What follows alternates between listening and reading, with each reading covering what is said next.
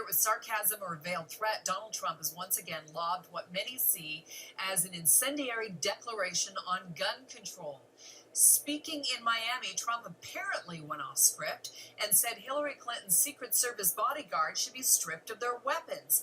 And then Trump went even further. Have a listen. Immediately, what do you think? Yes? Yes. Yeah. Take their guns away. She doesn't want guns. Let's see what happens to her. Take their guns away. Okay? It'll be very dangerous. Trump's incendiary comments in his latest attempt to link his opponent to gun control positions that she doesn't hold brought a quick response from the Clinton camp. In this statement, Clinton's campaign manager blasted Trump, saying he has a pattern of inciting people to violence.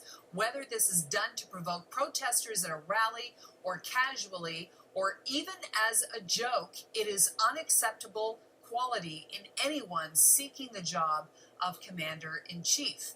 This kind of talk should be out of bounds for a presidential candidate. Well, with his thoughts on Trump's comments and the issue of gun control in the U.S., let's turn to John Lott. He's a gun crime researcher and the author of The War on Guns, Arming Yourself Against Gun Control Lies, and More Guns, Less Crime, Understanding Crime and Gun Control Laws. He joins me from Swarthmore, Pennsylvania. John, welcome to you. Nice to talk to you, Carol. Thank you. Okay, what do you make of Donald Trump's comments that Hillary Clinton's bodyguards should disarm? Well, it's a rhetorical comment, obviously. He's not advocating that they actually be disarmed. He's pointing out that there's a reason why Hillary Clinton wants to have armed bodyguards. There's a reason why other politicians or wealthy individuals like to have armed bodyguards, because they believe that having guns protect them and make them safer. And the comment that he's trying to make is that politicians such as Hillary Clinton want to have rules that disarm the general public, or particularly make it hard for poor people, particularly poor minorities who live in high crime urban areas, to have guns. But they would never do the same thing for themselves. They understand the benefit of guns when it comes to protecting themselves, just not others. Okay, Clinton has been on this campaign trail. Here's what she's been saying. She's not talking about eradicating guns completely.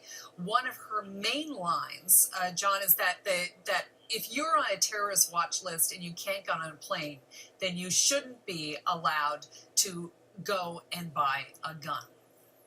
Okay.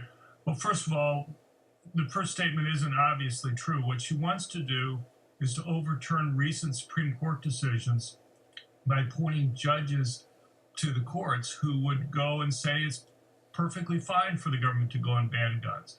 The Heller decision in 2008, the only thing that the Supreme Court said there was that the government could not completely ban guns.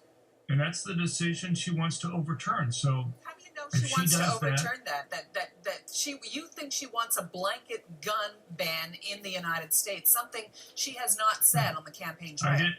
I didn't say that it would be a blanket gun ban. What I said was that you'd have places in the United States like Washington, D.C., Chicago possibly, and likely California with regard to handguns, which would ban either all guns or ban large categories of guns. And by having her way with regard to the Supreme Court there, she would accomplish those bans. Do you think that there should be some limits put on gun ownership in the United States? Well, everyone wants to try to keep criminals or bad people from getting guns, but what needs to be recognized is the current system is a complete mess. Hillary Clinton will go and say that background checks have stopped 2.4 million dangerous, prohibited people from obtaining guns. But that's not correct. What she should say is that there have been 2.4 million denials and initial denials, and that virtually all those have been mistakes. I'll give you a simple example. The late Senator Ted Kennedy, 5 times he tried to fly, but was stopped from flying because he had a name similar to somebody who was on the no-fly list. Would we count that as 5 times we stopped a terrorist from flying? Presumably not. But that's the way they count them when they're talking about those 2.4 million people. 99% of those are law-abiding citizens who should have been able to buy a gun, but were stopped simply because they had a name similar to a felon or somebody else that the government wanted to stop. And the problem is, when you're stopping that many people, you may have a small but significant number of those people who may have really needed a gun quickly for self-defense, but were stopped from doing so. And even worse, the people who are being stopped are overwhelmingly minorities. Blacks and Hispanics are the ones where virtually all the mistakes are occurring. Why do so many people get killed by guns in your country? Well, it's below the average for the world. It's below the median and the average. But look, But just on that point, though, like, I mean, we see it in Canada every day. We're watching what's happening in your country, and right. And it's really sad. I mean, it's really sad. The U.S. represents, this is according to the Wall Street Journal, the U.S. represents less than 5% of the 7.3 billion global population. However, it accounted for 31% of global mass shootings during the period from 1966 to 2012, more than any other country. You're way overrepresented. Okay, first of all, that's false. The person who put that together will not release the list of cases that they have. They will not release how they put that together. You can't rely on information if the researcher is unwilling to let anybody check what they've done. I have gone through and looked at all the mass public shootings in the world from 1970 until March of this year. And what you find is that the United States is actually less than the world average. If you take the FBI definition of mass public shootings, for example, just during the Obama administration, you have the same number of mass public shootings in Europe, in the European Union, as you have in the United States, 25 cases in which 4 more people were killed in a public place.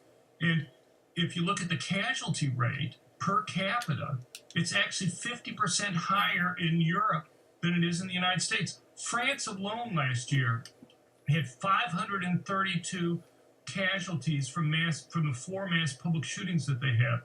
During the entire first 7 years of the Obama administration, there were 396 people killed.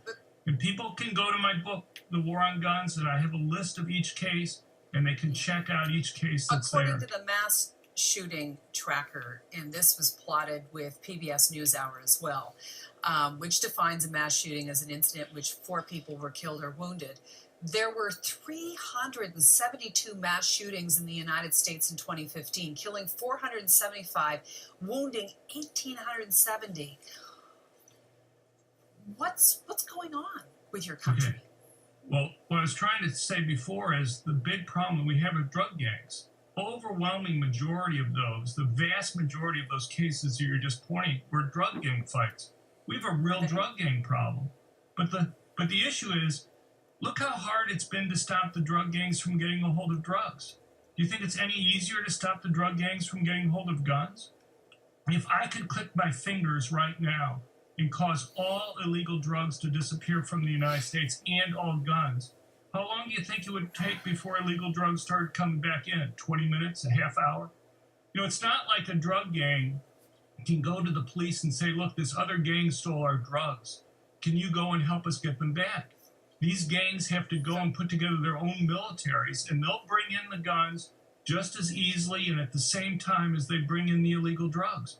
And, you know, what most people don't realize is that it's just as easy. The same organizations that supply illegal drugs are the same ones that supply illegal guns to other people. All right. Well, we have to leave it there with you, John. John Lott is with the Crime Prevention Research Center. He spoke with us from Swarthmore, Pennsylvania. John, thank you very much. You're watching CBC News Network. We'll be right back.